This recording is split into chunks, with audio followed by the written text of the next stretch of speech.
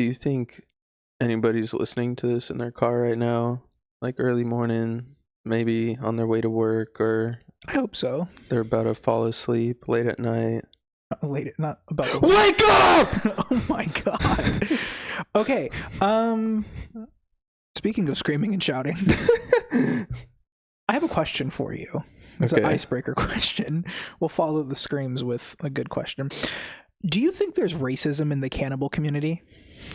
Like, do different people taste better than others? Like, yeah. Do you think like inherently that white cannibals would not want to eat black people or other people of color? I shouldn't say like just black people, but do you think that there's like a delicacy in the cannibalism community? I like to believe cannibals are pretty progressive, just because like eating a person doesn't inherently feel racist.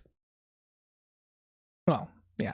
Okay, because I watched a movie last night about a cannibal, and they at one point kidnapped a black woman.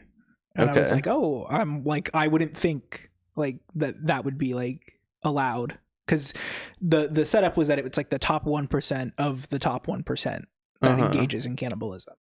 And so I was like, oh, I honestly would think that like a rich white guy would rather eat a poor white person than like any black person. I mean, in that setup, if it's like the 1% of the 1% are being the cannibals, I could see them targeting minorities more than white people. Okay, that's what Sean said. He said that it's like a fetish. Yeah. Okay, my next question is, if you were a cannibal, would you prepare, do you think it would be better to prepare people corresponding to their cultural foods? So like, if I'm gonna kill and eat an Italian, like I make a meatball out of them, or if I kill and eat like a Frenchman, I make like duck l'orange, or if I kill like like a Chinese person, I make like bao, or if I kill a Netherlands person, I make fucking steak tartare. I think I would just make them into whatever I was hungry for. Okay, you don't think that because like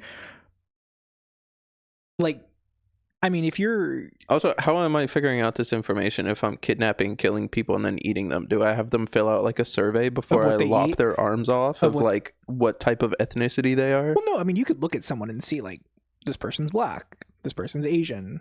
Okay, yeah, but Asian doesn't necessarily like... Yeah, there's a lot Do I of make Asians. them into sushi or fucking chow mein? Like... Okay. Yeah, you could do that. Well, because this is the whole thing. So in the movie, he was like feeding them because obviously like he can't have them starve, because then that would like completely like... Yeah, it's like a Hansel and Gretel situation. Yeah, you gotta fatten them up a little bit. Yeah. But then he fed the girl like a slice of cake and like fettuccine alfredo and like mashed potatoes, and I was like, that's just carbs. Like, and I get that that's good, but like there's a reason cows are grass fed, or like, there's a reason that like certain eggs taste better when the feed is not just like wheat. If they eat vegetables, like there's more nutrients and the yolk is more rich.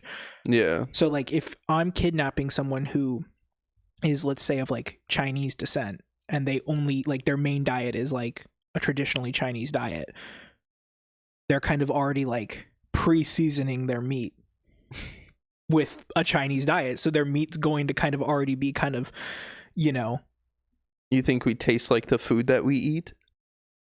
Well, I think the nutrients and the like, the sustenance that you get from the food, it has an impact on you. I mean, your semen tastes different from the food that you eat.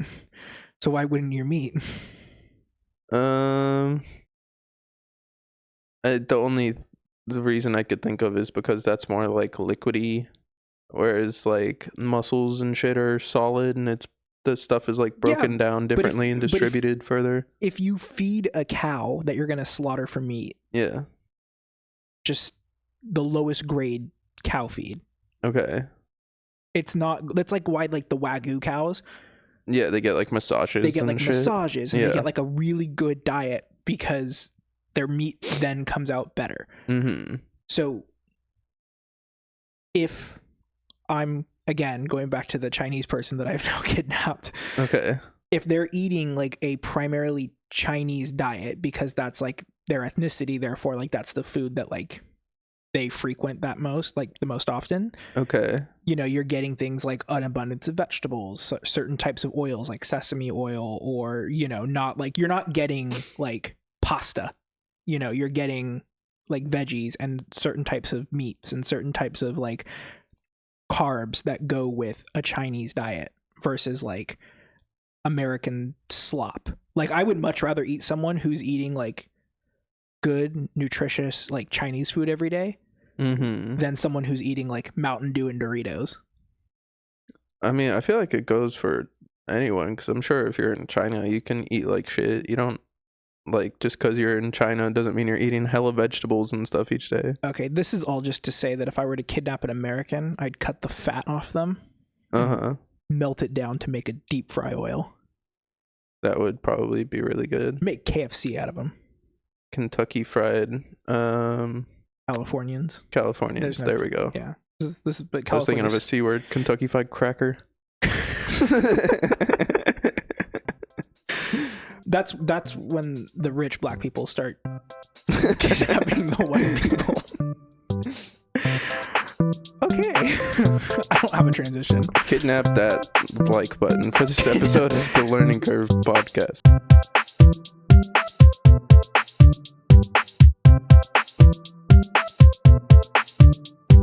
Kidnap that link at the top of the browser. Right there. Hopefully, if you're watching on YouTube, like and subscribe. It's pretty long. We'll kidnap it and post it somewhere and say, hey, listen to this. Okay. Kind of on the same topic, but not at all. We're both it just involves people. Okay. Yeah. Who do you think would win in a fight? One gorilla versus 100 men? I think we should just be friends. No, that's not an option. It's Planet of the Apes. One gorilla versus 100 men. Well, yeah. The apes win in that movie like 5 times over. Yeah, but that's because there's like more than one. But there's like one primary ape. Have you seen the third one? I've seen the first one and that's it. Okay, you should watch the other two because I want really to. Good. Do you know? I don't. Okay, quit ducking the question. Gorilla, 100 men. My point is, in the third movie, that kind of happens, and the ape wins. So there's one gorilla versus 100 men. It's one chimp versus like multiple men with multiple AKs. Okay, and he still wins. But one gorilla versus 100 men. What's your strategy? There's 100 of you. 100 of me? Yeah, let's just do that. That's hard. Do you think 100 of you could beat one gorilla? No. Because that motherfucker goes whoosh, and there's like 4 dead. I respect nature too much. Okay. I don't think 100 of me can beat one havoc, let alone one gorilla. I mean, I got hit by enough attack dog kill streaks in Modern Warfare 2. I think I could do it. Okay. I don't know. Maybe. If we worked... Okay, my strategy would be 20 of us grab an arm, 20 of us grab the other arm, 20 of us grab one leg, 20 of us grab the other leg, 20 grab a head, and then 20 just stomp that guy. Just curb stomp him. Well, now there's 120 of you, so you're cheating? No, 20 times 5 is 100. Oh. 25 times 4 is 100. You're hearing me say 25. I don't know. Maybe, probably. 20 grab the legs. Yeah. 20 grab the other leg. Yeah. 20 grab an arm. Yeah. 20 grab an arm. Yeah. 20 on the head. Oh, you're right. Yeah. I was doing my math wrong. Okay. Whew. Okay, so 5 of us grab the head. No, 10 of us grab the head, and then the other 10 curb stomp him. What about his other leg? He has arm, leg. 10 for the head. Uh-huh. That leaves me 10 more for curb stomping. For the other leg? No. Oh, his dick? Yeah. Have you ever seen a gorilla with his dick out? No. I don't know where they go. Now that you think about it, they're smooth. They got a mangina. They got Barbie. Yeah. They have Barbie parts. Like a horse. Have you ever seen a horse dick just fall out? Just fall out? Yeah, because it goes up inside them, and then when they're like ready to like mate, it comes out. I thought it was just always out. That's why they call it like horse cock. No. And that's why all a male horse walking around and it's balls and it's like. No, because they only ever really use the female horses because they don't got that. The males are like kept specifically for breeding. Did something just pee over there? What the fuck was that? I have no idea. We got the fucking piss ghost in you. The ghost of piss mispast. I don't think. I think I stand a good chance against a gorilla. Yeah, I don't think I win, but I think I stand a good. I think I could get its health down to 10% at very bare minimum. He would come away limping. Okay. What's your strategy? You ever see Big Hero 6? No. Okay, well, in that movie, there's a bunch of these little tiny robots, right? And they combine to make like a big robot. And so I would do that. I would just combine all 100 of me to make a big me and then step on them. Oh, like that episode of Family Guy where all the people in the wheelchairs combine into the big wheelchair Megatron. Sure. You've never seen that? I don't watch Family Guy. I've told you this like 3 times. You should watch Family Guy. I'm okay. A lot of its like script is in my vernacular. There's like they do a thing with what's his name? The Rat Pack, Dean Martin. And the Rat Pack, and they sing like a really offensive song, and I unfortunately walk around singing it all the time because it's perpetually stuck in my head. All right, you heard him. Get him. Yeah, cancel me. So we saw Revenge of the Sith last week. Yep. Want to do a recap? Sure. Because like of the plot? No, like a review. Oh, okay. Like a review. I was like, we don't need a recap plot. No, everybody knows what happened. I just have notes on it. You have notes on it? Okay. Yeah. Hold on. If it might have been beat by now, but the sequence of Anakin and Obi-Wan fighting at the end, when it came out, was the longest sword fight in cinema. Just sword fight or lightsaber? Yeah. Well, of course, lightsaber, because what other movie has lightsabers? But it was like the longest sword fight in cinema. I don't know if that's still true. Like I said, it could have been beat by now, but I'm sure that there's a slow movie. Well, let's break it down into a couple sections. So, what did you think of the theater experience? Because you don't go to the movie theater that often. No, but I mean, like I was saying, I have been to movie theaters in the past, and I will say over time they have evolved because I like the squishy seats that you can like lean back in and put your fucking feet up because you remember the Brendan Theater in Vacaville before they upgraded it? They had like those chairs with the butts that would fold up. Yeah. And like the fold down cup holders. Got those downtown. Oh yeah. I don't care for those. I like the squishy comfy seats. Yeah, me too. I almost fell asleep a couple times just because of how comfy I was. Yeah. Some of them have like heat warmers, which is like really bad in the summer. It's like maybe do heat coolers. Yeah. But I didn't realize that we were going for like a 4D experience. I didn't realize that either. I think it was either they didn't turn on the fourth dimension, or the fourth dimension was like really subtle at the beginning. Well, because like halfway through I felt my chair start vibrating, and I thought like, because this is a constant fear that I have whenever I go outside, it's just that the place I'm going to be at is just going to get shot up. And I thought like that was happening, and I was feeling it like through the soundproof walls and like into my chair. But I realized that it was just the chair vibrating with like explosions and shit on the screen. So this is the whole thing. Movie theaters, ever since 3D came out, I think 3D was the big culprit here. Because remember when 3D came out and then they tried to make every movie 3D, so there's like a good like 4 years of movies where characters will be like, look over there. Yeah. Like right at the camera. Did you ever see Spy Kids 3D? That was like the lead movie for it. Yeah. But like there's just like everything after Spy Kids 3D for like 4 years, like just had like weird shots. I think the first Avatar was in 3D. Yeah. And so after audiences were like, this sucks, I don't want to wear glasses while I watch a movie. Yeah. They started like doing other gimmicks. So now they have D-Box, which is you can sit in, so it literally looks like a box, right? But it's like a normal seat, but it shakes with the movie. Oh, like the whole thing goes like that? Like a roller coaster ride? Yeah. Okay. Yeah. And then they get hot if there's like an explosion. There's like air that blows on you. If there's like wind or whatever. The soaring over California shit where it like sprays scent at you when you go over. Very similar to that, yeah. Okay. I don't know if they do the scent because it's not like an enclosed. It's like usually it's just like one row in an auditorium. So I don't know if the scent would be something that's like viable, because then everyone would smell it. Yeah. But they have that. We don't want them smelling if they didn't pay for it. And then now they have 5D movies, which aren't really 5D. I don't know why they call it 5D. But basically, it's a movie theater where the screen is wall to wall, and then it extends on the sides of the wall. Yeah, it's like the worst way ever to watch a movie. I forgot what movie I saw like that. But yeah, everybody's super fucking stretched out because you're taking like a 16:9 aspect ratio and making it like 48:9. There was a... you know how like they'll have like mini movies at Disneyland?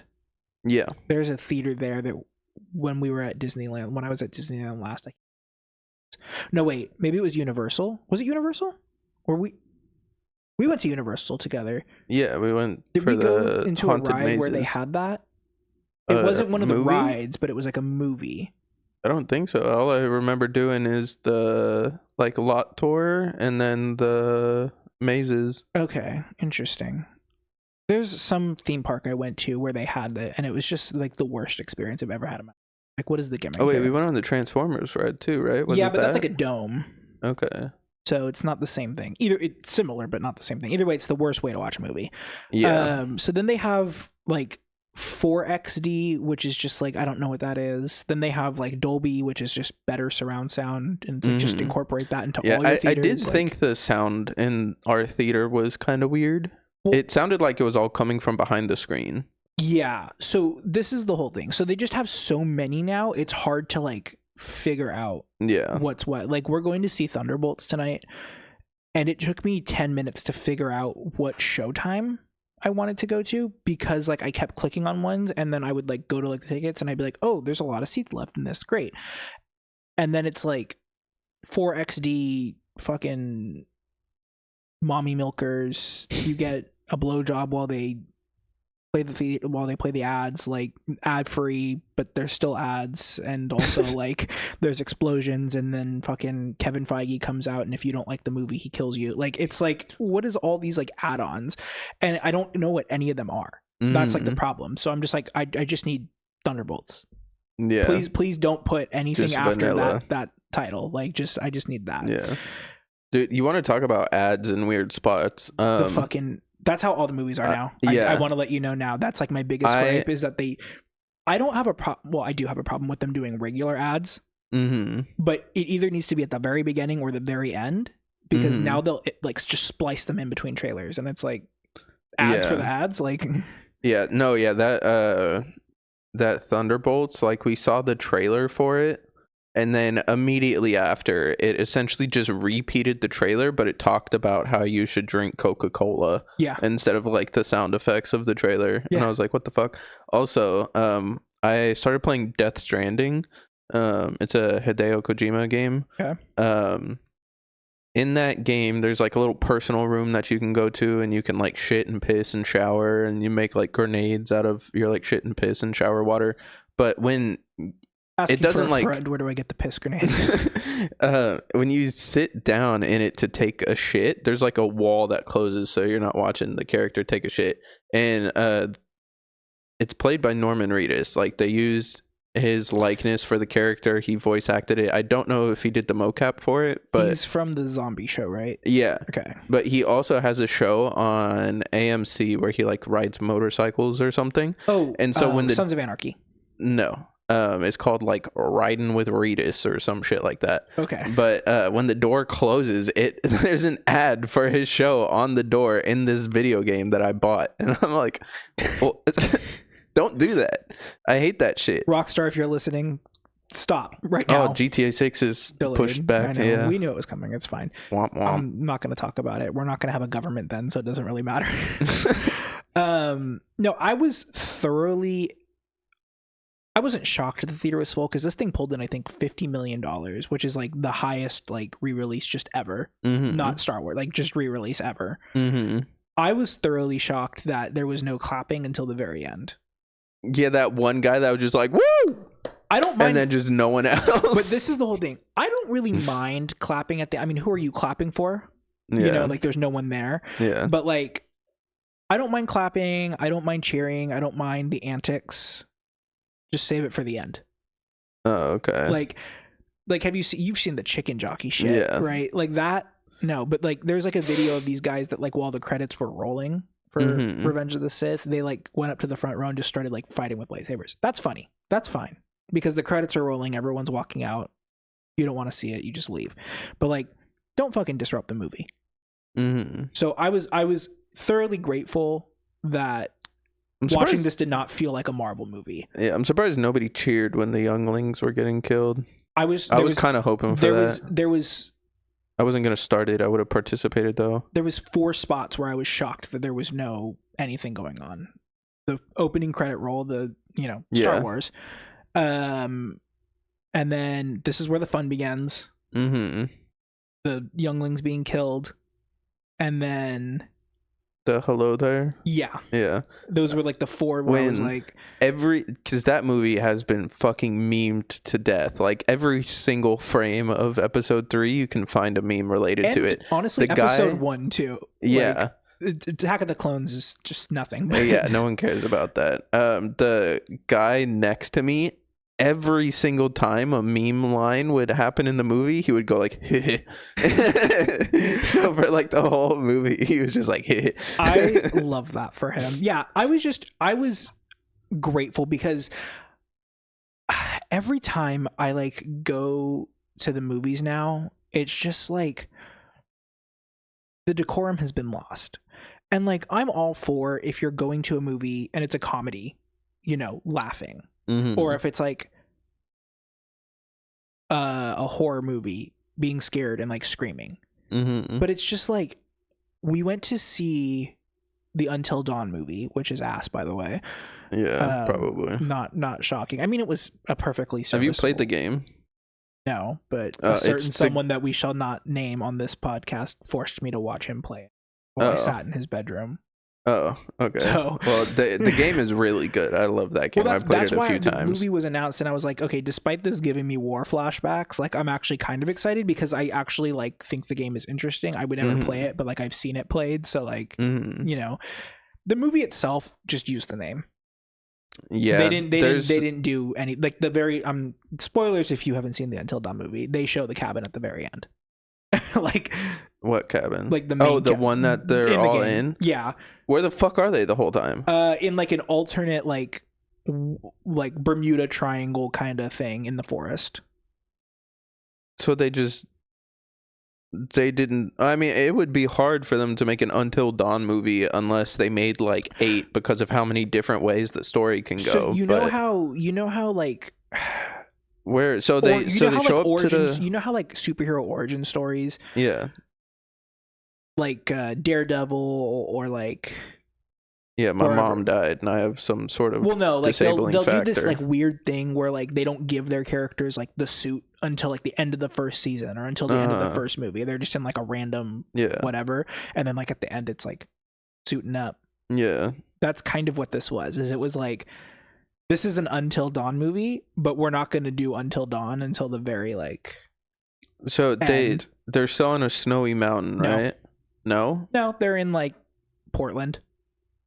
They're like in a forest outside Portland. Okay, so no snow, no mountain, but there are trees. Is the same monster thing still there? Let's see, what was there? So there was a guy that was kind of like Michael Myers mixed with Jason. Okay. So he's kind of like an unstoppable kind of brute, killing people. There was a witch bitch. Okay, yeah. She kind of was like this old lady who was like, and then have you ever seen The Descent? Nope. Okay, The Descent is a movie about these. It's a really good movie, by the way, but it's a movie about these girls who go cave diving. Okay. And they go cave diving in Appalachia, and then they get down there, and there's a bunch of like fucking feral like creatures. So essentially they plagiarize that. Let's see, what else was there. There was a ghost kind of thing that like forced them to like, it would like possess them essentially. They also drank water that made them explode. Okay, maybe I need to see this. No, that's the whole thing. Is the movie itself was like, there was like funny moments and like a lot of jump scares, but it was just like, the movie was also 2 hours and 13 minutes long. And it's like, I I'm all for long movies. One of my favorite movies of all time is 4 hours and 30 minutes. This movie did not earn its 2 hours and 30. This movie needed a beginning. The first death did not happen until almost an hour in. God damn. Yeah. It was like an hour of them like getting to the place. And it's like, we didn't need, just fucking drop them. Yeah. Like the story is like essentially the main girl's sister goes missing and they're like taking a road trip because it's like the anniversary. Mm-hmm. And then she recognizes this gas station that they stop at as like this video that she like the sister had sent her. Mm-hmm. And she's like, oh, this is the last place so and so was. And then they like, the guy's like, oh, you should go to whatever the fuck it's called, something hollow, Gore Hollow or something like that. I don't even remember. Cool name. And they're like, okay, cool. So they basically like drive down. It's like takes an hour basically for all this to happen. And what I just explained to you in like 30 seconds. That's crazy. And so they got the start right with it's the anniversary of somebody disappearing / dying, because that's how the game starts. And then the gas station thing is just immediately veering off to the side. Yeah. And then the main guy is like this like psychiatrist. Yeah. The villain. He's like a psychiatrist or whatever. Yeah. That's how it is in the game too. But yeah, I mean, it was, I put it 2.5 stars on Letterboxd, so it wasn't like I would never recommend it, but it's just like it was a nothing movie. Like if you don't watch it, you're not losing anything, and if you do watch it, if you like gore, if you like cool kills, if you like Saw, then yeah, you'll probably get a kick out of it. If you like the game, if you're going into it and being like, I'm an Until Dawn stan, you're not gonna like it. Okay, so I wouldn't like it. Yeah, if you want to see people die in really hilarious ways, yeah, sure. But, yeah, I mean, you could just watch Saw and watch a better movie. Or I could just play the game again. Yeah, exactly. Another game that's like Until Dawn, where you gotta like, you switch between characters and story changes based on what you do. Detroit Become Human. That's a really good game too. There's one character in there that it's all like androids versus humans type shit. I think Sean has this game. He probably does. I think I've seen a box for it before. I'm pretty sure I've watched him play it before. There's one guy in the game that you can kill, and he will just keep coming back over and over again because like his brain just gets downloaded and put into a new robot body. I'm pretty sure. And I love killing him as much as I fucking can because he dies in the dumbest ways. Okay, so this is my whole thing. The one thing that I remember about Until Dawn very viscerally is them being in like a corn or wheat field. There's no corn or wheat. Is there an Until Dawn 2? There's like there's no direct sequel to Until Dawn. There's like a VR like ride thing that you can do. I could have sworn it was Until Dawn. Maybe I'm getting it confused with something. They're in a cornfield and they're like trying to hide from a monster. And it is switching characters. So unless there's another game exactly like that, maybe it wasn't a cornfield. Maybe I'm misremembering. I was about to say there are parts where you have to hide from the monster, but and Until someone's like Dawn chained is, up, like yeah. Someone's like chained up. Yeah. There's a they're on like a snowy mountain and like this cabin that's in a forest. There's a bunch of like mine shafts and shit that you can fall down into. I'm probably just misremembering. There is a guy that gets chained up. Yeah. He gets there's another guy that gets like a hook through his jaw and just hung like that. Yeah, okay, yeah. So I'm just misremembering the setting then because I remember the plot. Like very like okay, let's move on. What are some selling points for this movie? Like what are when this movie's good, what is it doing right? I got 3. The space battle at the beginning. Okay, the opening. Yeah. One of the best Star Wars sequences ever. The duel at the end between Anakin and Obi-Wan. I think I have Act 3. Okay. Because to me, there's 4 acts. Mm-hmm. There's the opening through probably about where they send Obi-Wan to fight Grievous. Mm-hmm. Then pretty much until the attack, like Order 66, essentially. Mm-hmm. But not like when he's like execute Order 66. It's like when, like right before Yoda and Obi-Wan come back to Coruscant. And then that until the end of the Mustafar fight. And then the prologue is the last part. And then the third part for me is the bit in the middle that kind of starts with Palpatine appointing Anakin to the council, and then ends with like Anakin discovering Sidious, or Palpatine is Darth Sidious. Like that whole like kind of section of showing like Anakin like deteriorating and falling. I like that part a lot. That's my third favorite. I could have sworn I read that there's I know the 4-hour cut exists, which first off, they should have released that into theaters. I really wish they did, but it would be really weird for people to watch just because it jumps back and forth between like the Clone Wars animation and then the live action. This is the 25th, right? This was the 25th anniversary of it? 20th anniversary. Yeah. For the 25th, they should do that. I think I don't know if they're going to release it again in 5 years though. They would draw people. Disney, anything to get Disney a buck. That's fair. I think they could release it every year. Oh, it's the 21st anniversary, and then people would go. I mean, you saw how many people turned out. Now the movie is readily available on Disney Plus. They didn't take it off Disney Plus for this. They left it up. It's just you could just watch it. Yeah. I could have sworn I heard in the 4-hour cut the scene where he pulls his lightsaber on Palpatine. They actually fought. But maybe I'm misremembering that. I've never heard that. I've seen a lot of the deleted scenes, and a lot of it has to do when they're on the Invisible Hand, General Grievous's ship at the beginning. Shock T dying for the upteenth time. Yeah, there's like 3 different cuts of her dying in like different ways. There's like a point where they like, when they're in the ray shield, they like cut through the floor and like drop down into like a sewer system that the ship has for whatever reason. I want to see George Lucas's full untouched version of this movie where he cuts nothing out, even if it contains Shock T dying multiple times. Like, I'd just leave it as it is. I think people would go see that. My first selling point was Ewan McGregor, Hayden Christensen, and Ian McDiarmid. Just like their performances. Dude, Hayden Christensen has not aged well. Like he looks like kind of, he's like almost 50. Wet. Yeah. So, but he just looks like he's wet. Wet? Yeah. Interesting. Like, I don't know. He looked fine in Obi-Wan. No, he didn't. I don't know. A lot of people, when the movie came out, didn't like his performance. Yeah. I think his performance is something that George Lucas instructed him to do. Mm-hmm. But 2, I think it kind of lines up with someone who's like crashing out. Yeah. Like, because the Jedi are so fucking like rigid.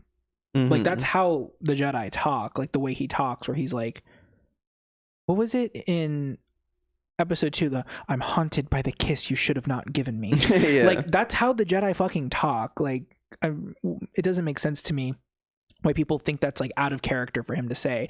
But then like he's also crashing out at the same time. So like those 2 personalities are like clashing.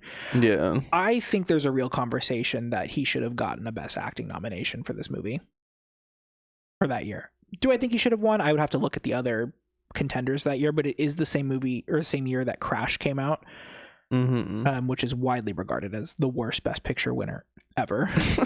And I've watched it and I can confirm it is the worst Best Picture winner ever. I think you could literally put your hand into a $5 movie bin and pull out a movie that's better than Crash.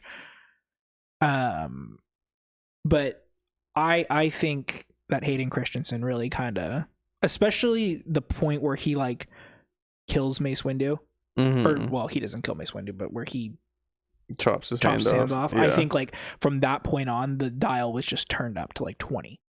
Like he really turned it out.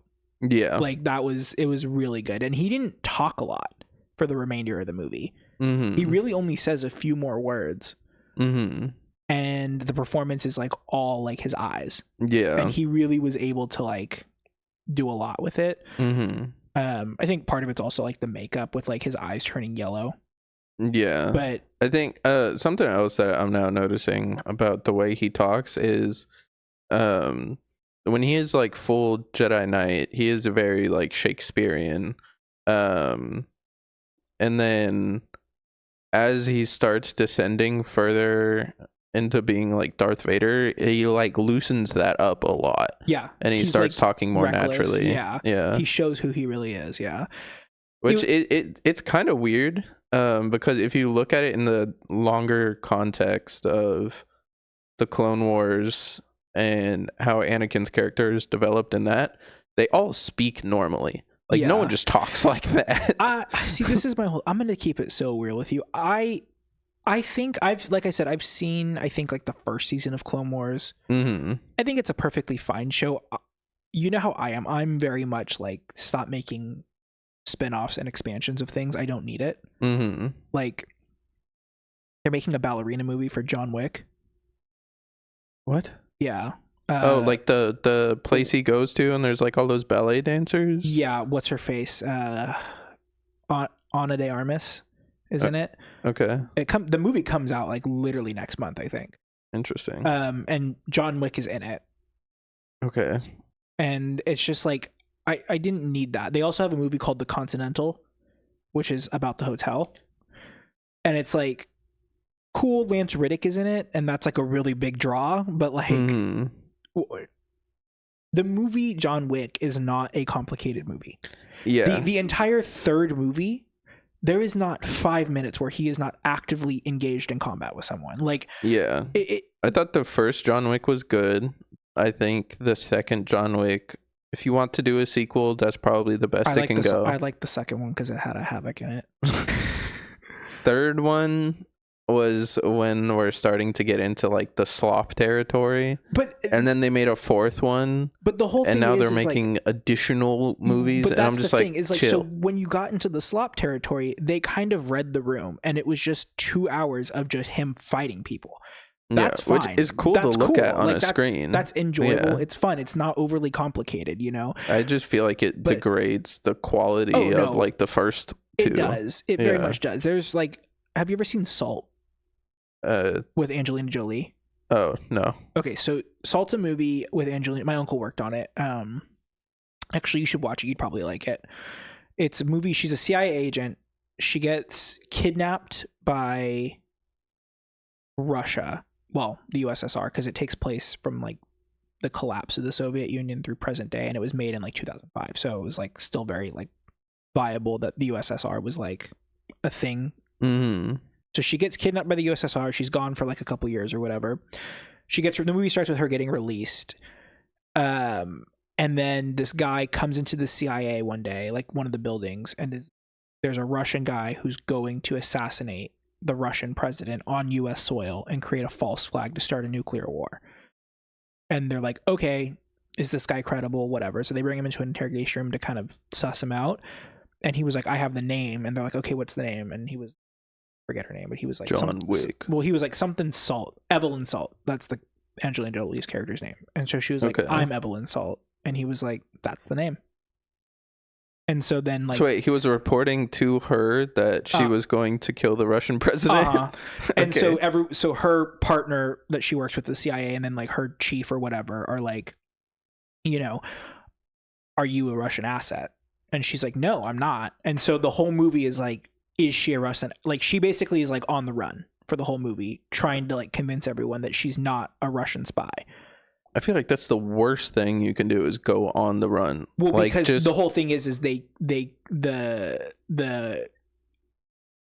offshoot of the KGB that this is kidnaps her husband at the same time. So she's like trying to get him back because he's also Russian. Okay. And so like, it's essentially like the CIA is trying to arrest her, but she's like, go get my husband and I will like comply with you because like I don't want the KGB to get my husband. And then they're like, we're not really caring about we don't care about your husband. We care about you being a Russian agent trying to assassinate the Russian president on US soil to start a nuclear war. All this to say, the movie ends with most everything resolved, but there's still like a bunch of cells out there that are like still trying to start this nuclear war. Okay. And so she escapes from custody because she gets arrested at the end, because she very much commits like a bunch of crimes.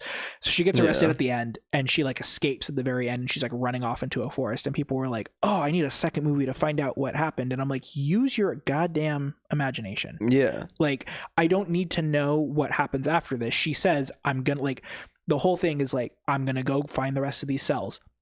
Take her word for it. Yeah. And that's like my thing with Star Wars, is like, I am a Star Wars fan. I enjoy the movies. I enjoyed what little I saw of the Clone Wars, but I really don't care about the Clone Wars. Oh, the Clone Wars are so fascinating, though. I think they're fascinating, but like, I really don't need them. I think if anything, episode 2 should have started with like the invasion of the clones on Geonosis and been focused on, like, that should have been the Clone Wars movie. So you just want it to go from Phantom Menace time jump, and then hey, the Republic has this clone army now. No context. I would say maybe no more than halfway through the movie. Okay. Because the movie is about 2.5 hours long. Yeah. Halfway through the movie, I want the Clone Wars in full blown. Because the movie, this is the whole thing. In episode 4, Leia tells Obi-Wan, "You served my father in the Clone Wars," which is just a blatant fucking lie. No, she said you served with my father during the Clone Wars. Oh, I thought she said you served under my father. Oh, no. Okay, well, either way, she mentioned the whole thing is like, you in this Clone Wars, this mysterious Clone Wars. Yeah. We don't really get to see the start of the Clone Wars until about 19 minutes until the end of the movie in episode 2. And then episode 3 starts, and it's like, oh, we're trying to end this war. Yeah. And so it's like there's this whole like generational war that took place, and we saw very little of it. Mm-hmm. And it's like, I don't want to be put into that situation like the CW where I have to watch a million different things to understand the main thing that I'm trying to watch. And Star Wars was originally a movie. Mm-hmm. So I don't think like while I think the Clone Wars is perfectly fine, and I think Ahsoka is perfectly fine, and I think Mandalorian's fine, like all these TV shows were either fine or some of them were bad. I don't think I need to watch. I shouldn't have to watch The Mandalorian to get the new Star Wars movie. Like, I shouldn't have to understand the references. I should be able to watch episodes 1, 2, 3 to understand 4, 5, and 6, and then watch 4, 5, and 6 to understand 7, 8, and 9. Well, you shouldn't have gone to see Infinity War now, because that's how everything is going to be forever. That's the whole thing, is Kevin Feige originally said, like, when they were like, oh, we're going to do Marvel TV shows, you're not going to have to watch the TV shows to understand the movies. Like, yeah, that was just a fucking lie. Blatant fucking lie. And it's like, I haven't watched Hawkeye. I haven't watched Echo. I haven't watched the Guardians of the Galaxy TV show. I haven't watched just a bunch of fucking things that have come out. Yeah, I checked out after that garbage. And it's like that we went to see, where the fucking big ass head is just sticking out of the earth at the end of it. Forgot what movie it was. Eternals? The Eternals. Yeah, that was so bad. Eternals is the best movie they've released. It was so bad since then. Fun fact: they just resolved that statue sticking out of the thing just in Captain America. So, like 7 or 8 movies later, they acknowledged it. Had to have been more, because that came out what, like 2022. Yeah, there's had to have been more than 8 movies. And they like kind of like tangentially acknowledge it in each movie, but then like there's no resolution, and finally they chose Captain America for some reason for that to be like. What does he do? He just go and blow it up? Because it's just a big rock at Harrison that point, Ford right? is like, we need to harvest he's the president. Harrison Ford's like, we need to harvest this for its material and its minerals. And then Japan is like, what if we do it together, because it's kind of in our ocean? And then Harrison Ford is like, I'm low-key Donald Trump. Like, he's not like Donald Trump is like a businessman, but he's low-key Donald Trump is in like a, I'm gonna be like, I'm gonna do what I want, you're gonna deal with it type shit. No, yeah, I don't know. It's just like, I don't know. I don't really take the Clone Wars as, like, they are canon, obviously, but I hate that word. I hate the word canon. Like, everyone's asking James Gunn what's canon from the old DCU into the new DC universe that he's doing, because like some actors are playing their old roles, and it's like, we don't need to do that. Just Just make the fucking Superman movie. I don't need an explanation that like the Suicide Squad was like kind of canon because Viola Davis is still playing Amanda Waller and Margot Robbie's probably still going to play Harley Quinn and John Cena's still playing Peacemaker. And even though Peacemaker season 1 ended with a shot of the old Justice League, the new Justice League exists, but season 1 isn't necessarily totally canon, but it's going to be kind of canon. Like, I don't need that. Just acknowledge that John Cena is Peacemaker, and I don't care. I mean, I think it's fine to like want to understand what's canon and what's not, because in the Star Wars example, there was a lot of books and like a lot of other shit that was written about like either the Clone Wars or the time after the fall of the Empire, and Disney came in and just like wiped and rewrote like a lot of that, so now it's referred to as like legends. Okay. And when that happened, there's like, okay, it's like this instance in the Clone Wars that Disney is now rewriting, they're sticking mostly to how Legends was, but now it's like a little bit different, and it can lead to like some plot hole further down the line. So I can see them wanting to know like, okay, we are acknowledging that this is how things happened, but just like a little bit differently. Yeah, and this just is to my make thing, things make sense in the future. I think me and you are in a really unique position to discuss this because I'm a fan of Star Wars. I like Star Wars, but I have never been into like the lore of Star Wars, you know? Like, I have seen all the movies. I've seen a couple of the TV shows, but to be honest, like if I just had never watched The Mandalorian or Boba Fett or anything like that, like I wouldn't have cared. Mm-hmm. And I appreciate them from a more, I guess, like cinema standpoint, like for their impact on cinema, which is why I really don't like the sequels that much. Like it's not the story necessarily, it's more so the fact that like Star Wars is such like a important part of cinema. Yeah. And they kind of the OG ones are so impactful with like practical effects. And the prequels had as much impact on cinema as the originals. Like the kind of it's like it's kind of like it's weird comparison, but it's kind of like the impact that like Chris Nolan's Batman had on superhero movies, where like they started to do this thing where it's like everything has to be kind of realistic. Like we can't have this fantastical thing, which I don't think was, to be transparent here, I don't think it was a great effect. Yeah. Because now you got directors being like, oh, we should do a grounded version of the Flash. And it's like, well, the Flash is someone who can got struck, run at the faster than the speed of time. One of his like 3 main villains is a gorilla. Yeah. Like, you know, we don't. He fights a gorilla, right? A shark, and then a guy that's him, but like with a negative filter on. Which is why I was pissed off when CW introduced the Flash in Arrow, because Arrow was like, oh, they kind of avoided saying it, but it was like, this is definitely in like Chris Nolan's universe, quote unquote, even though he didn't have a universe. Like it's in the Nolan verse of Batman. Like this could exist along Christian Bale's Batman.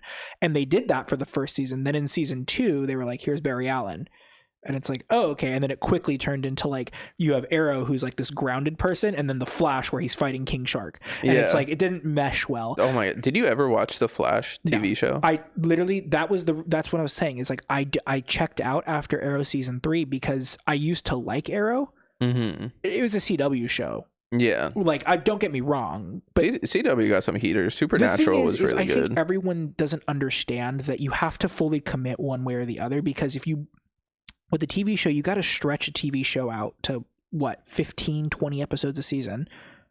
Yeah. That's what they were doing. Yeah. Now it's like 8 to 10, which is garbage, but like 15 to 20 episodes a season, right? If you throw a giant CGI gorilla in there for 15 of the 20 episodes, your TV show now costs $1 trillion. Yeah. And you're not making that back. And like from a studio standpoint, that's not viable. From a entertainment and like art value standpoint, I don't care if the studios lose millions of dollars. They're fucking rolling in cash. They can afford to lose a little bit of money. But like from a studio standpoint, I can see why they're like, we cannot do this CGI gorilla every single time. We need to have like, you know, one big episode with it. Yeah. But when it started getting to the point where I was watching Arrow and then Oliver just wasn't in the show for like 1 or 2 episodes, and then like they offhandedly were like, oh yeah, he's in Central City helping Barry, and then I turn on Flash season 2 episode 4, which corresponds with Arrow season 4 episode 3 and 2. It's like, oh, there he is, like, you know. Yeah, I think I started with Arrow. I watched the Flash TV show when it was coming out, and I liked it. I agree. It got to a point where they had like their big crossover episodes where it was like Supergirl is in this, and the Arrow, and the Flash, and this other guy. And if you want this whole story, you need to Monday, watch Tuesday, Wednesday, Thursday, 3 separate shows. And I'm like, well, I'm not watching Supergirl, so am I just supposed to watch this one episode? I don't know who any of these characters are, but I would have to go back and watch the whole series if I wanted to do that. And then whatever happens in that crossover episode, instead of being its own self-contained thing that I can just skip, has like actual impact on the story of Flash that I'm currently watching. And I'm just like, that's when I checked out. I was like, this is fucking annoying. I don't want to watch this anymore. Right. And the CGI in Flash, it was never good. But it's a TV show, so it's like you can't... Yeah, it's a TV show, but it got progressively worse the longer it went on. I saw like little clips. But that's my whole thing with Star Wars is there are people who watched the Clone Wars and are like, without the Clone Wars, Anakin's descent into the dark side doesn't make sense. And I'm like, no, it really does, actually, because in episode 2, he straight up genocides some people because they killed his mom, which is like understandable that he's like upset that they killed his mom. But then he's like, I killed the women and the children too. And it's like, okay, yeah, I can definitely see why he would just straight up turn into Darth Vader in episode 3 with a little bit more manipulation. Yeah, I can see that. Like, I don't need the Clone Wars to like make that make sense to me, but I think it's nice that if you're someone like you who's like just like a Star Wars fanatic, like you read the books and the comics and you play the games and you do all these things, like you have that extra, and I hate to call it content, but you have that extra content that like, you know, elaborates on some things further. But I, as like a casual moviegoer, shouldn't have to watch 7 seasons of the Clone Wars to understand that Anakin was kind of a rebellious teenager in episode 2. And he like clearly was not listening to Obi-Wan like the whole time, and there's like this like dynamic between them where they kind of bicker back and forth, and he's very susceptible to his emotions. And then in episode 3, the big bad comes in and is like, hey man, your wife's gonna die. Like, I disagree with the people who say that you need to see the Clone Wars to understand Anakin's descent, because you don't. It's the Clone Wars, it adds more like context and flavor to it, like that TikTok I sent you where it's like, oh yeah, like if you look at what he did through the Clone Wars, it makes sense why he was pissed off that they didn't like grant him the rank of master when he was put onto the council, because he saved everybody's life like at least 5 times. He's like this insane war hero. He's done the impossible more times than you can count. He's served the council in so many different ways. It doesn't make sense why they would make him a master, and like kind of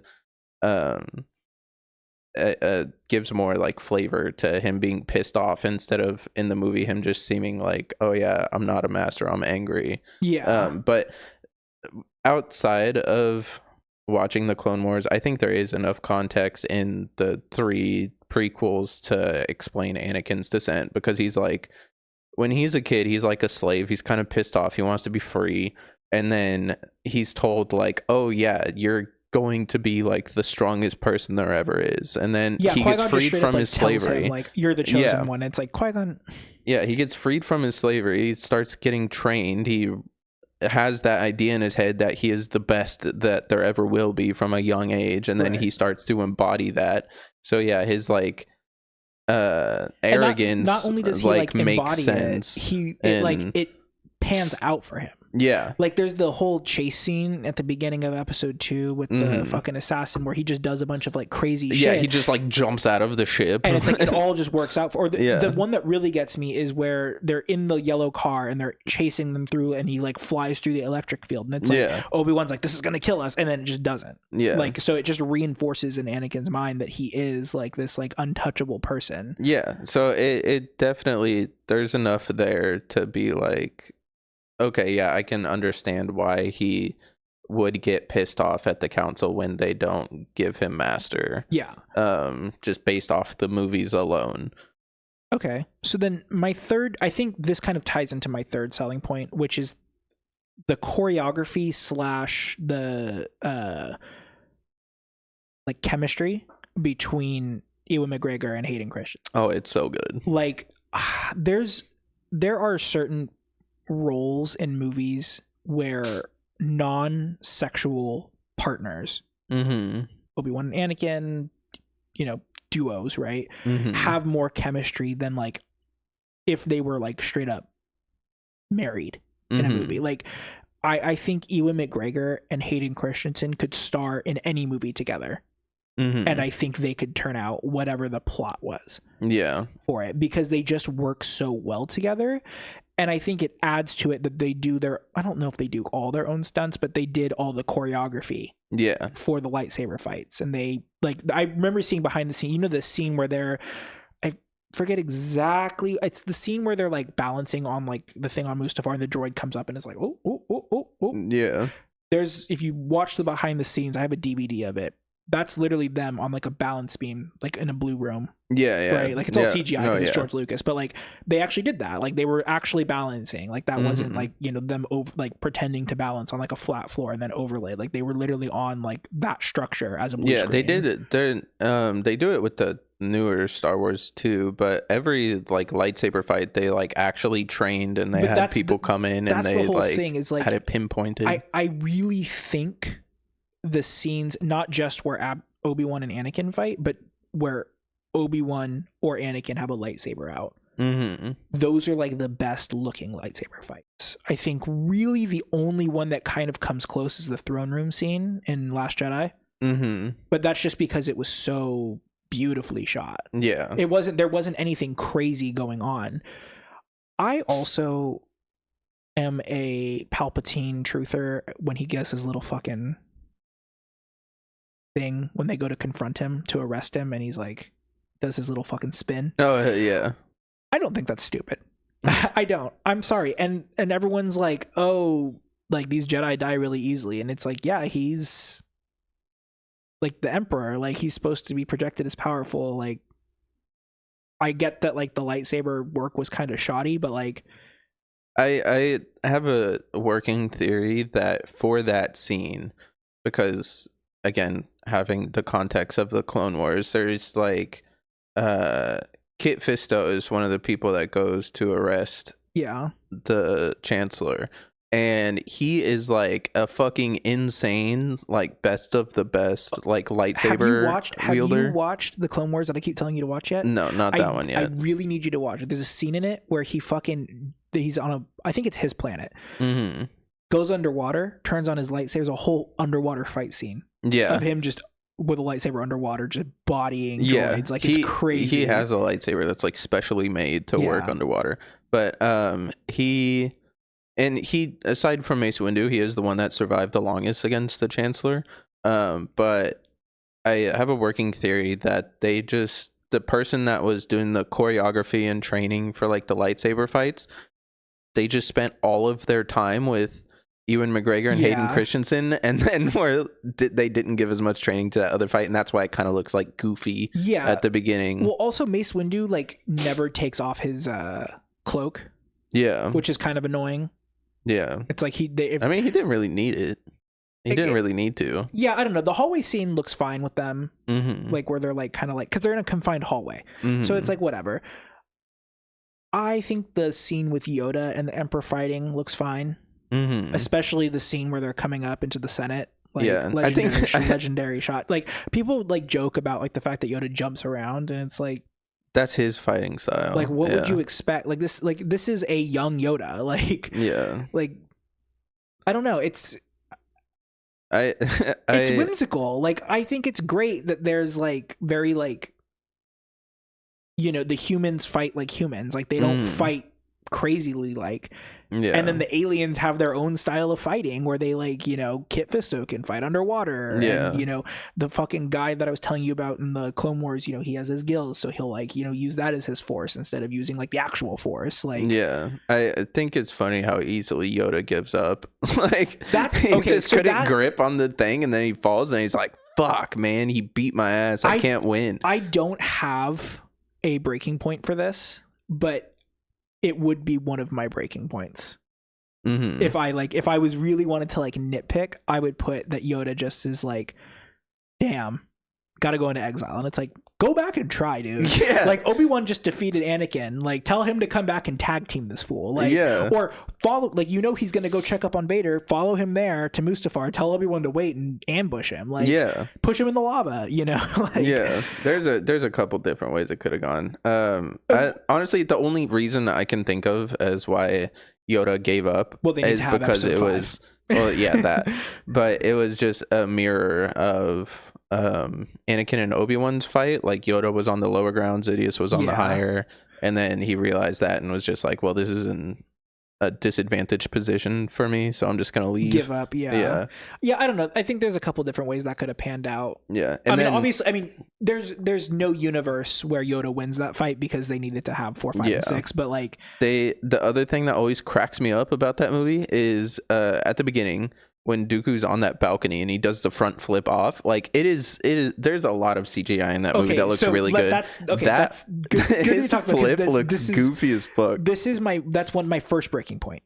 Mm-hmm. My first breaking point is the random CGI. George Lucas undoubtedly is like one of the funniest filmmakers ever, because he'll have some of the most gorgeous shots ever in a movie. Yeah. And then interchange just random CGI shit into it. And you're like, I mean, I get why it had to be CGI. There's no way Christopher Lee was making that flip at his age. But why did he have to do that? Did he have to flip? Like, he could have just walked down the stairs. Like, that would have been okay. So if there was a central staircase, I feel like but having the split staircase, I feel like at that point is kind of awkward, just in terms of like framing the scene for a movie. Yeah, one of the biggest things that pisses me off is that none of the clones were real. Yeah, like. They did it where they had stormtroopers that were real for 4, 5, and 6. Mm-hmm. Just make the clones real. Yeah, there were a lot of CGI clones, and then their faces all look really weird too, because they didn't just like dress up. I forget the name of the actor, but dress up him in like Commander Cody's armor, and then dress him up in Blythe's armor. They just put him in a motion capture suit. Yeah, they just like scanned his face and overlaid it on top of somebody. Right. And so that's like, it's like, while simultaneously being as locked in as ever, because 1 and 2 were not really well received. Mm-hmm. I'm of the belief that 1 was a good movie. It is and very I good. am of the belief that 2 was a okay movie. I don't think it was at best bad. Yeah. I don't think it was great. I think there was a lot of like I said, I think 2 should have been a Clone Wars movie. Mm-hmm. Like, it should have been the Clone Wars. But like, George Lucas locked in for 3. Yeah. He locked the fuck in on that narrative. But what he did not lock in on was like picking and choosing what's practical, what's fake. And that's the thing, is in the original Star Wars, they like, the part of the kind of like crazy thing about it was all miniatures. There was so many miniatures that were used. And it's like there were so many opportunities for that here. Like, I'm trying to think. There's oh God, what was it? I mean, they kind of used practical effects in episode 3, because all of that shit was all blue screen. Have you seen the behind the scenes footage of them filming? All blue screen. Hold on. Yeah, no, I know. But on Mustafar, when it's like all of the lava explosions in the background. That was from Iceland, right? Yeah, they grabbed like footage of an actual like volcano. Fine, but like, there's just like certain scenes where it's like, you can look at it and be like, that's a green screen. Yeah, like they're just standing in a room when they're not standing in a like in the movie a location that would be unpractical for them to just film at. Yeah, I think the invention of CGI was just disastrous for George Lucas. Yeah, because have you seen the OG like released in 1977 cut of A New Hope? No. There are like Jabba the Hutt was a person. Really? Yeah, that's he's crazy. like a dude, and then CGI comes out, and then George Lucas releases the special edition of 4, 5, and 6, right? And he has Jabba now being this like slug guy. Oh, you know what I'm thinking about? Like the wide shots of Coruscant are all like CGI. Yeah, and it's like, They use practicals in episode 1, like for a lot of their wide shots. They use miniatures. Yeah, there. use miniatures. Yeah. That's the whole thing. In episode 1, the entire pod racing arena was miniatures. Yeah, all of the people in the audience were just different painted Q-tips. Yeah, that's cool. Yeah. Or like, okay, did you know have you seen the Batman? The one with Robert Pattinson? Yeah. So most of the scenes of the city, of them standing like on like the construction side of the city, that's filmed with the same thing they do with Mandalorian, where they have like the ultra like the TVs. Yeah. Something like that would have been cool. Obviously that technology didn't exist, but like there was no reason to CGI in Coruscant the way they did. Like it just was weird. Like there was like okay, Padme's apartment, perfectly practical set, green screen right behind it. Yeah. And it's like you could just tell like the lighting was different, and it's just like I don't know, like the landing scene with Grievous's ship was CGI, and it's like I understand why it needed to be CGI, but there's like a panning shot of that strip that could have been a miniature. Like there's just so many random CGIs, and my biggest gripe is the clones. Yeah, like, the clones do look goofy. They look weird, and it's like none of them really did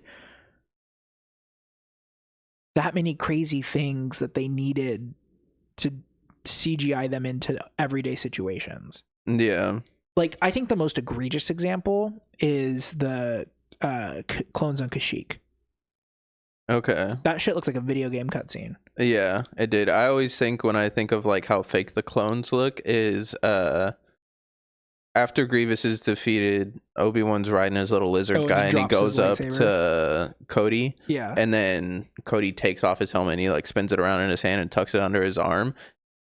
It just looks like there is no like resistance or anything when he's spinning his helmet. It looks like it's just floating off into space and his hands are just happening. Right, and there's no reason to be that by it. It had to be more expensive. I'm sorry, it had to have been more expensive to CGI all this crap in than... Yeah. You know, and so that's like my big breaking point with the CGI. I think my second breaking point, we already talked about it, but the last 20 minutes, basically everything after Anakin gets his legs chopped off. Yeah, I still disagree with you on that. I think it's a fine way to wrap up the movie. I think it wraps up the movie. I don't think it's like, I mean, for full context, I gave this movie 5 stars.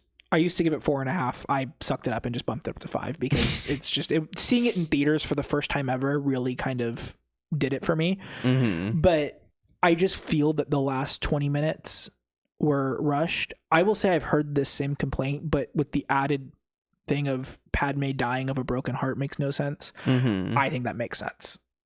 Yeah. She low-key kind of gave up everything for this guy. Yeah. And then he chokes her out and like... Yeah. I don't know. I do think that there are certain things that could have been put into place a little bit before the last like portion. But yeah, the last 20 minutes, it's on a scale of 1 to 10 of it being a breaking point, 10 being like I'm deducting a star for this, and 1 being a nitpick. This is like a 3 or 4. Like it's like, yeah, whatever. It's a little rushed, but you could tell that like he was like, George Lucas was like, oh shit, these twins aren't born, they're not on Tatooine, and I still don't think it's an oh shit thing. I think that's how he intended it to play out. That's how it went. That's just George Lucas's directing. Yeah. So never change George Lucas. To give a little bit more info on Padme's broken heart thing, it's in the movie, but it's not explained. After he tells Mace Windu, oh yeah, Sidious is like the Dark Lord we've been looking for or whatever, and he's standing in the council chambers and he's sitting there and he's like kind of crying, and then it kind of goes over to Padme and she's like looking around like, oh, what the fuck? In that moment, Sidious had connected them in the Force, and so they were feeling each other's emotions, and then that connection stayed all the way up until the point where he choked her out. So she was feeling all of his hate and like his anger, and that's that he like killed children and shit like that. And so 10-second shot of like Sidious like sitting in his office like meditating, and then flashing that, like that would have really helped, I think, to show that. Yeah. But I don't to also, me, again, it's the same thing as the Clone Wars. Like I don't need an explanation as to why like it makes sense that she's stressed out, she just got choked, she's fucking pregnant. Yeah. Like like this isn't like, it's not hard to like imagine someone dying in childbirth. Yeah. So why does Darth Sidious have a desk just off in the corner of this room? Like, what is he doing there? What room? When Yoda walks in, it's like the room that's where his fucking chancellor stand raises. What is he doing on that desk? There's no computers. Well, okay, so this is the thing. So I always assume. Well, yeah, I think it was just a poor design set. But yeah. You know how? Okay, did you know that the president doesn't actually work in the Oval Office? No, I didn't. Where does he work? So the Oval Office is like the showroom.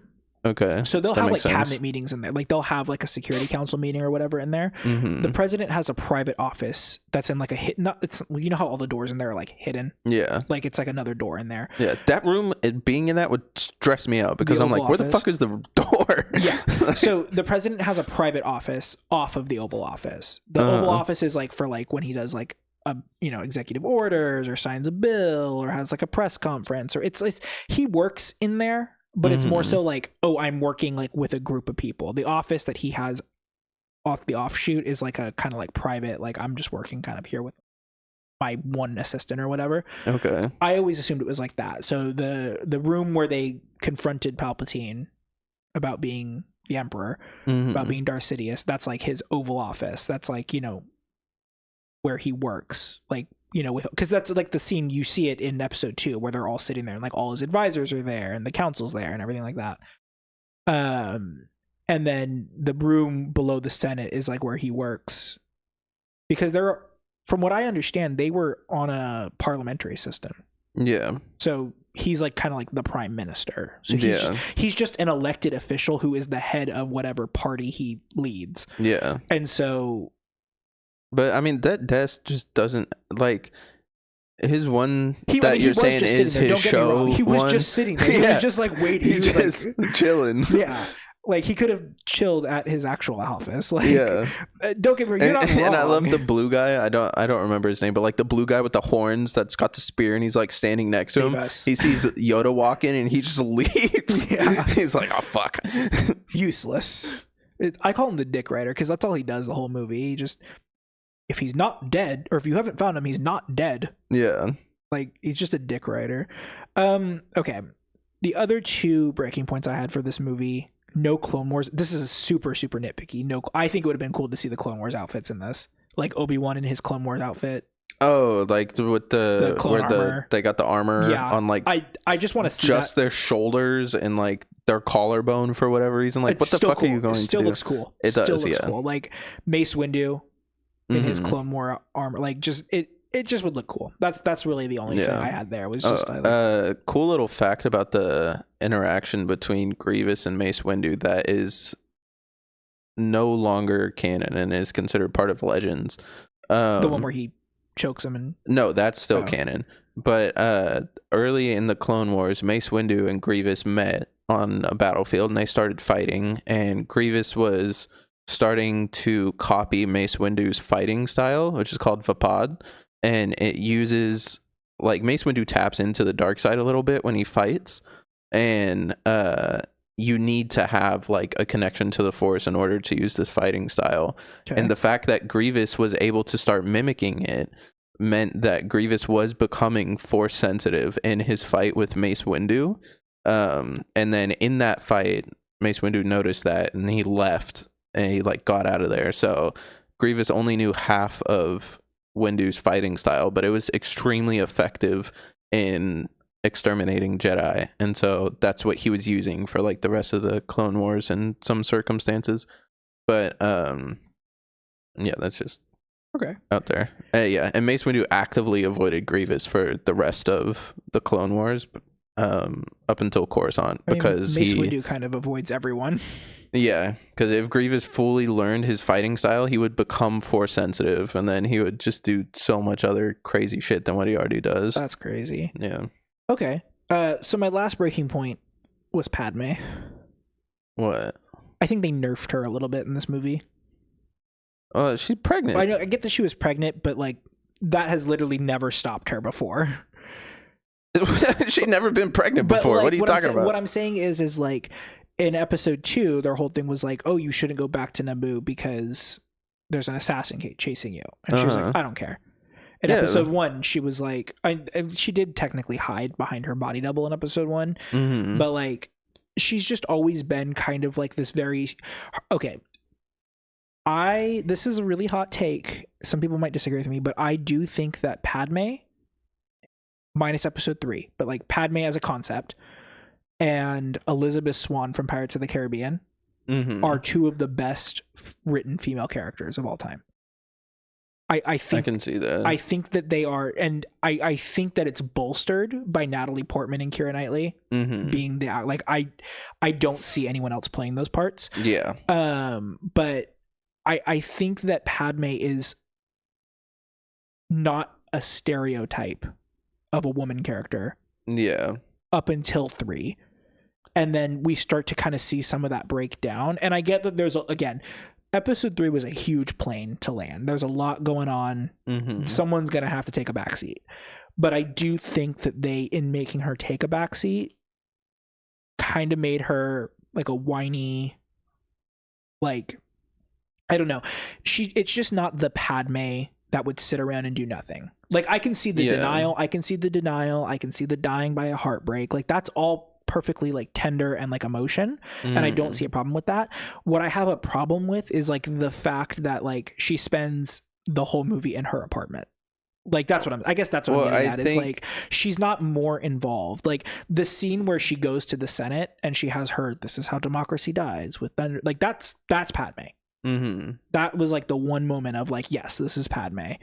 Or when she goes to confront Anakin on Mustafar. But like every other thing was just her crying in her apartment, and it's like, can we give her something to do, guys? Like, I think she became more like nerfed, as you put it, because in episode 1 and episode 2, she only has like herself to worry about, really. Like, if she dies, it's just her, who cares? But then she now has this like child inside of her, and so she's like, well, now I can't be as reckless, because if I get shot or if I get scratched by a little lizard cat hybrid animal again, like, it could rip open my stomach and the baby falls out. So I think maybe that's why she was more chill. Yeah, I mean, there are some deleted scenes that show her being more like active and protesting against the chancellor and shit like that. Well, that's what I'm saying is like they formed the rebellion before the empire is founded, right? And that's what I'm saying is like, she doesn't necessarily need to be in battle for that to come out, right? Yeah, she just needs to do something. I agree. And she was kind of just chilling. Yeah, and that's the whole thing, is like, when you have an actress who, like Natalie Portman, who just locks in whatever she's doing, she locks in. She could be in a rom-com, she could be in Star Wars, she could be in whatever, V for Vendetta. Like, she locks in. She was so good in that. Like, she knows what she's doing, and to kind of waste that potential is like, it'd be like casting like Denzel Washington in something and being like, all right, you're gonna be like a cameo. It's like, what? Like, unless it's like a kind of wink at the audience, like, why are you wasting one of the greatest talents? You know, if you're gonna sideline a character, sideline someone like 3PO or R2D2. Like, you know, they have personality and they're funny and they're quirky, but like, they didn't have like this like huge, you know, strong presence, you know. And I just felt like, compared to 1 and 2, she was very much underutilized by the plot, and she really kind of only served to be like this like object, I guess, for Anakin. Not necessarily that he sees her as an object, because like obviously he crashes out over her, but like, she serves as kind of like a catalyst for a lot of Anakin's plots, because it's like, he's perfectly fine until he gets back from rescuing Palpatine. And then she's like, I'm pregnant. And then he kind of is like, oh shit. Then he starts having his nightmares. Then it's like, okay, so that was the catalyst for that. And then Palpatine is like, oh, your wife's going to die in childbirth. I can teach you how not to let that happen. And then he's like, you need to stay here. Like, it's kind of just like, what her existence kind of was like a catalyst for a lot of like moving Anakin's solo plot along. And it's like, I get that Anakin is the main character, but like, they balanced that very like well through 1 and 2. Like, straight up, I mean, in Attack of the Clones, when they got captured, obviously she was like worried for Anakin, but she was like totally fine climbing that pillar by herself and like escaping and like not worrying that Anakin's gonna get killed. Like she was like, I'm just gonna do this. We'll cross the bridges when we get there. Yeah. And that just like that type of attitude was not present.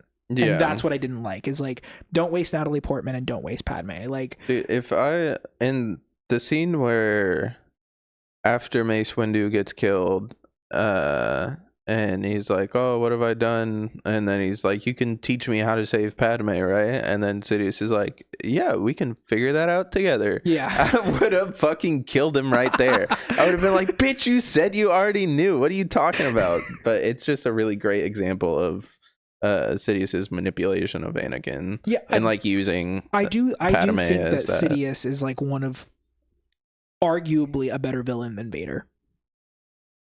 Because the whole point of Star Wars is that I think Vader was really only a villain for 4 and 5.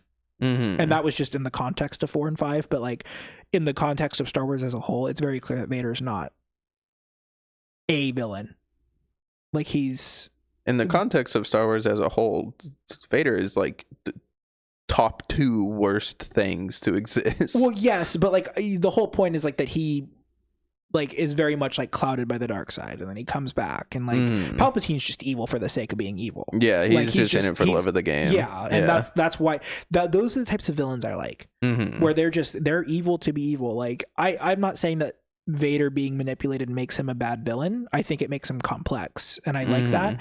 But I really enjoy. That's why I said Ian McDiarmid is like my favorite thing about Star Wars, because I'll give it to him in episode 9, he just has a lot of fun being the Emperor. Yeah, like you can tell that like he likes being there have been interviews where he's like, yeah, I love playing this character. He's like Han Solo's biggest, or Harrison Ford's biggest op. Like like the perfect like Joker to Harrison Ford's Batman. Like it just like he's like, yeah, I'll do this anytime you want. Like and I enjoy that. I enjoy when actors like can be evil and be fun, and they don't need, or the characters don't need like this whole complex like here's why they're evil. Like Killmonger in Black Panther, like he's a villain kind of, he's like an anti-hero or whatever, but they try to like spin this whole thing of him being like a complex villain or whatever, and it's like, yeah, that's a good villain. But then there's villains like Thanos too, where they try to spin it again into him being a villain. And then there's villains like Hela, who's just evil because that's who she is. Yeah, like she's just the goddess of death or whatever Hela is, and like that's her character. She is evil. Or there's characters like, I'm trying to think of another villain who's the Joker. I mean, they did try to give the Joker a backstory, but like he's just evil for being evil. Yeah, there's no, and to me, Vader's kind of like Mr. Freeze in Batman, where he's like a tragic villain. You do feel bad for him. He's scary. He is a villain. He's bad. He does bad things, and that doesn't excuse it. But like, I do like that Palpatine is just fucking just nuts. Like, and that really does a testament to it. I don't really have anything else for breaking points. Do you?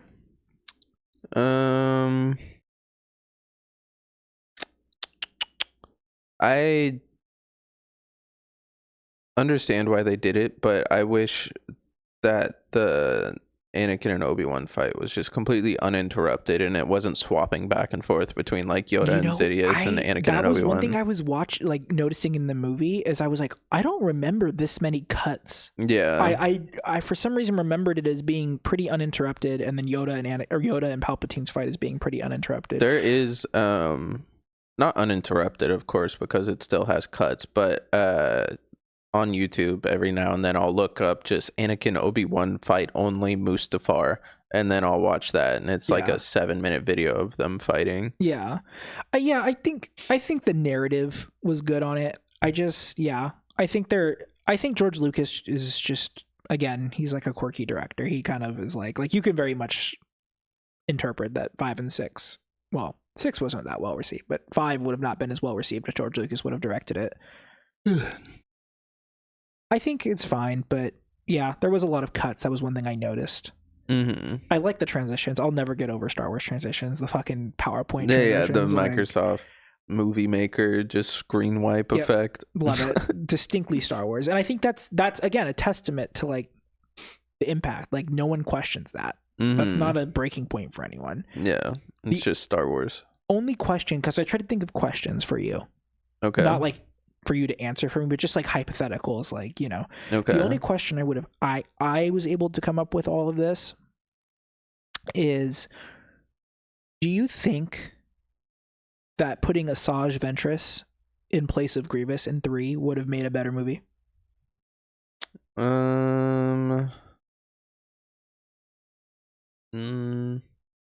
No.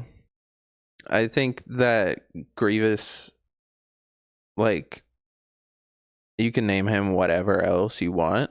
He just has to look robotic because he is the leader of the droid army. I'm not talking about like naming him. I'm saying like, instead of General Grievous being the leader of the droid army, make it so Asajj Ventress was the character, like the secondary to Count Dooku. Yeah. And yeah, like, do you think the story gets better under that, or do you think it gets worse? I think it just gets worse. Okay. Because there's like a lot of the things Grievous does, he can only do because he is a cyborg. Like, for example, like when he does that little crawl away. Yeah, but like if you just see someone running after another person, it's just like, so you're saying that like the lore behind him and like just like his character in general makes the movie more interesting. Yeah, I think it's good that the droid army has a leader that is a droid themselves. Like it kind of gives a little bit of like, because like the clones are led by humans type shit. You know what I mean? Okay. Yeah. Personally, I would have to agree. I think seeing Asajj Ventress in live action would be cool. Not gonna lie.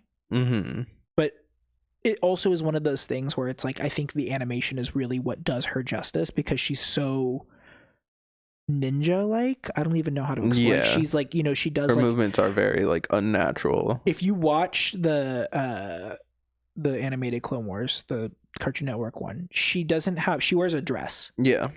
And you can't see her legs ever. Yeah. And so when she moves, she kind of moves like the Flash. Yeah. And so it's very cool. Yeah, she's in the other Clone Wars too. But does she wear a dress in that? It's not a she dress. Has it's like a skirt thing. Yeah, it's like a skirt. Okay. Yeah, that's what she has in the Clone Wars. Okay. So the only gripe I have with Grievous is I really, really, really, really wish they would have not made him, you know, damaged. Like the coughing and stuff. Like the Clone Wars, again, I know I sound like a broken record, but the Cartoon Network Clone Wars, I wish that Grievous would have been in episode 3, because that guy was just a fucking menace. Yeah. Like he was insane. Like, and that was the one scene of him like crawling up to the little fucking spinner unicycle thing and like, you know, pulling out his lightsabers and pulling out his forearms. That's Grievous. I think him coughing is kind of important as well, just because it's like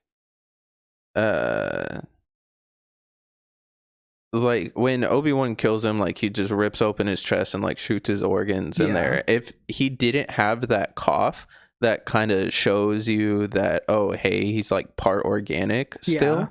Him just opening it up and shooting that, you'd be like, why wasn't he just all robot? Yeah. So I think him having that cough gives more like credibility to that's a good point. His character. I just like the way he was just unstoppable in the Clone Wars. Like it's cool. Like I could watch 1,000,000 hours of that. No, yeah, he fucking decimates everybody in the other Clone Wars. I also like how he's like 10 feet tall in that.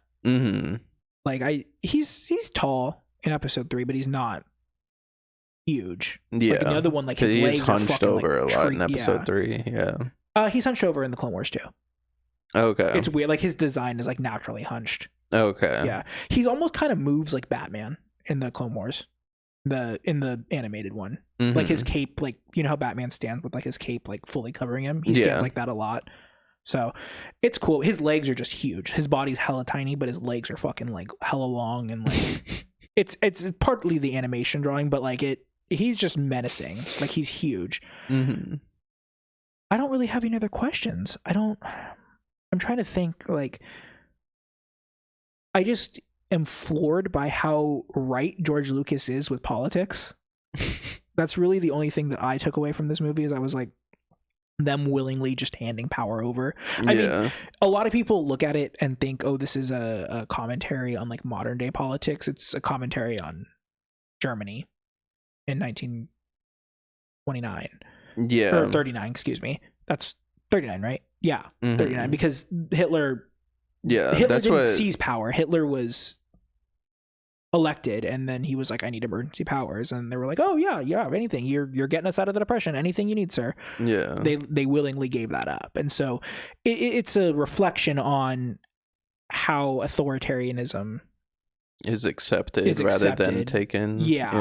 And the parallels are just unmatched. But like it's I think George Lucas is just one of the more like that's the thought behind like the cinema take of it all. Is like a lot of people watch Star Wars and like, oh, this is cool, like it's a cool sci-fi movie, but it's like a very political thing. Like I mean, you remember when someone was like, take the politics out of Star Wars, and then the official Star Wars account tweeted them and they were like, war is literally in our name, like what do you want from us? Like you know. And so it's just like, it pisses me off when people watch it and they're like, this was too political, this was a political drama. And it's like, so was the first one and the second one. Like, what are you talking about? Like it's always on the whole, like, take the politics out of Star Wars. A lot of things that I hear off or something that I hear said every now and then is like, when did Rage Against the Machine get so political? And it's like, they've always been political. Their name is Rage Against the Machine, and same thing with Star Wars. It's always been political,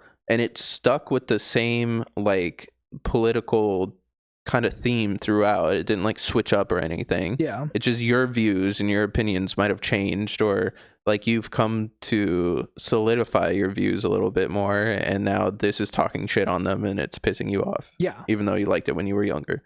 Like but it's exactly, you don't want to be told what to do, you don't want to be, you know. And I think the thing here is that the movie doesn't tell you what's right and wrong.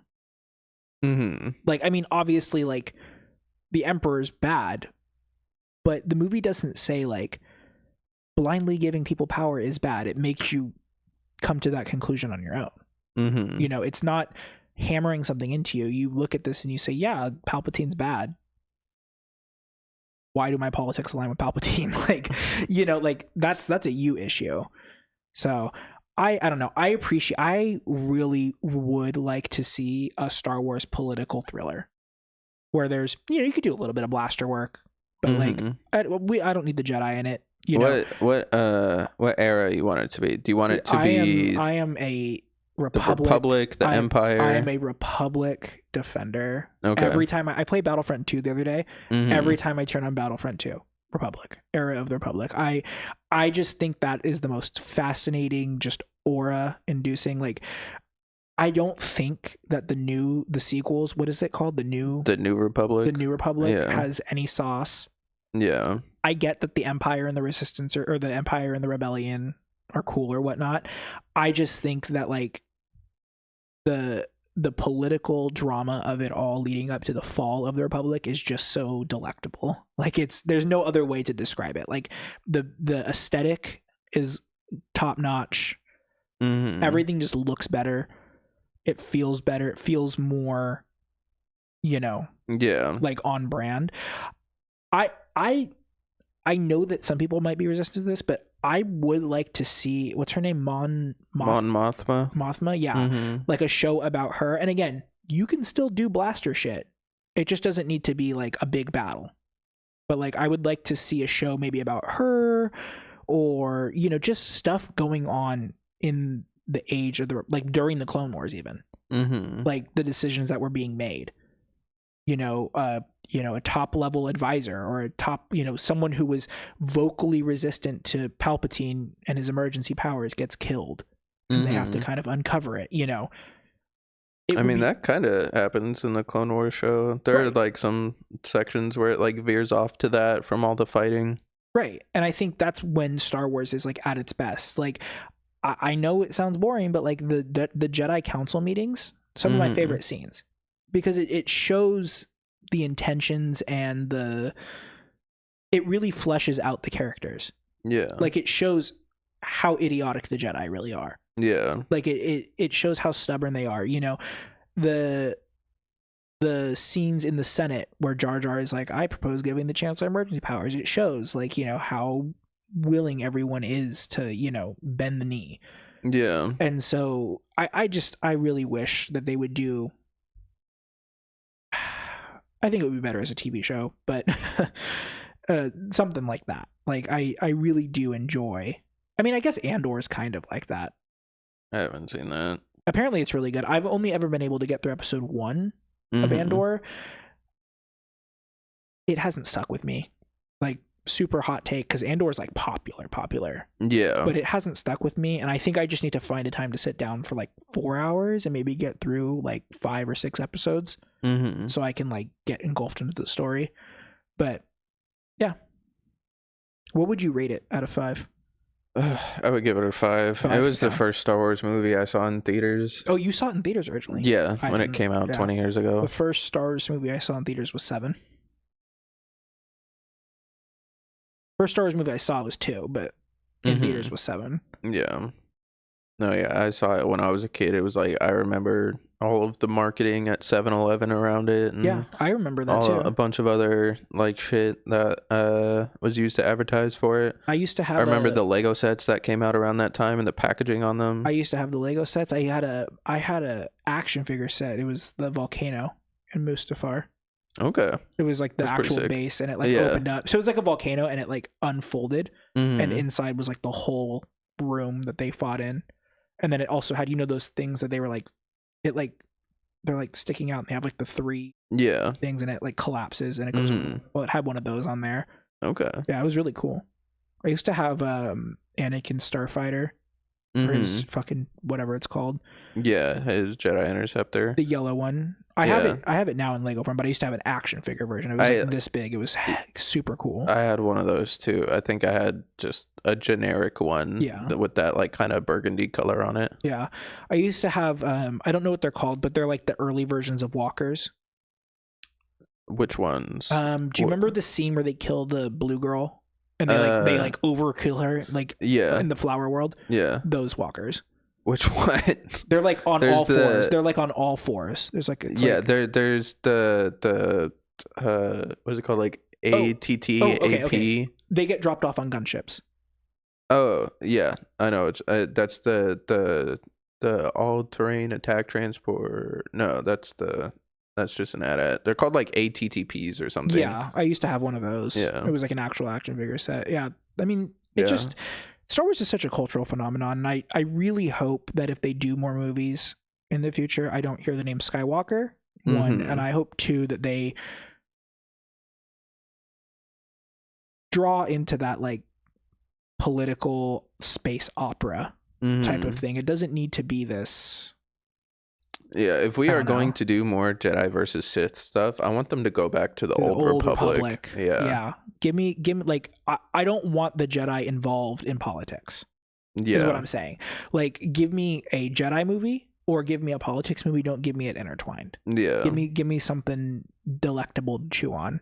Yeah. Like, I want to see, if it's a Jedi movie, I want to see some psychedelic shit. I want to see mind tricks. I want to see them hallucinating. I want to see them, you know, fighting with the Force. And if it's a political drama, I want to see just blasters. Like, straight up. So, yeah. I would also give it a 5. I forgot to say that. We also never introduced ourselves.